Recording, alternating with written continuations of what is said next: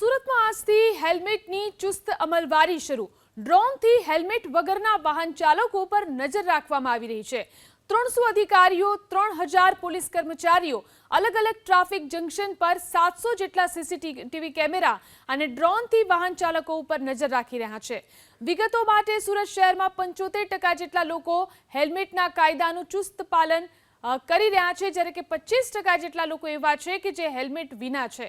સુરત શહેર traffic DCP Amit વાનાણીનું કહેવું છે કે આ સાથે જ ટ્રાફિકના નિયમોનો ભંગ કરતા વાહન ચાલકો સામે પણ કડક કાર્યવાહી કરવામાં આવશે। ડમ્પર ચાલકો સામે પણ કાર્યવાહી કરવામાં આવશે। સુરત શહેરમાં હેલ્મેટ ફરજિયાત છે, ત્યારે હવે હેલ્મેટ નહીં પહેરનાર પર ડ્રોનથી નજર રાખવામાં આવશે। સીધી તસવીરો તમે જોઈ શકો છો।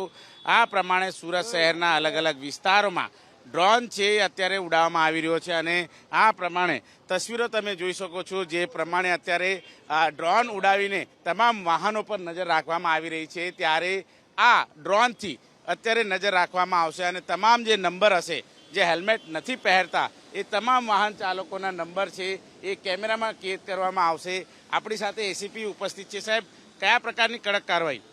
સુરત શહેરના પોલીસ કમિશનર શ્રી અનુપમસિંહ ગેહલોત સાહેબને ખાસ સૂચના કરેલી કે લોકો સુરતમાં હેલ્મેટ અવશ્ય પહેરે। જેના અનુસંધાને અમે નવી નવી ટેકનોલોજીના માધ્યમથી, જેમ કે આજે અમે ડ્રોનના માધ્યમથી જેટલા લોકો બાઇક પર આવી રહ્યા છે હેલ્મેટ નથી પહેર્યા એને પોતાનો ફૂલ ફેસ સાથે એનો વિડીયો રેકોર્ડિંગ કરી અને એ લોકોને આઈડેન્ટિફાઈડ કરી અને અમે ઈ મેમો એમને આપશું અને લોકોને ખાસ અપીલ કરશું કે હેલ્મેટ અવશ્ય પહેરે, જેથી કરીને પોતાનું પણ રક્ષણ થાય અને ઓછામાં ઓછી ઇન્જરી થાય અને પ્રાણઘાતક અકસ્માતમાં ઘટાડો કરી શકાય। ડ્રોનથી કઈ કઈ બાબતો ધ્યાન રાખવામાં આવશે? ખાસ કરીને ડ્રોનથી અમે જે ઓવર સ્પીડિંગથી આવતા હોય, ગલીકૂચીમાં જે ભાગી જતા હોય અને ડ્રોનથી બચવા માટે જે હેલ્મેટ નહીં પહેરીને કરતા હોય એવા લોકોને પણ આઈડેન્ટિફાઈડ કરી અને અમે ઈ મેમો આપીશું અને એની પાસેથી દંડ વસૂલ કરીશું। આ મુહિમ કેટલી રંગ લાવશે?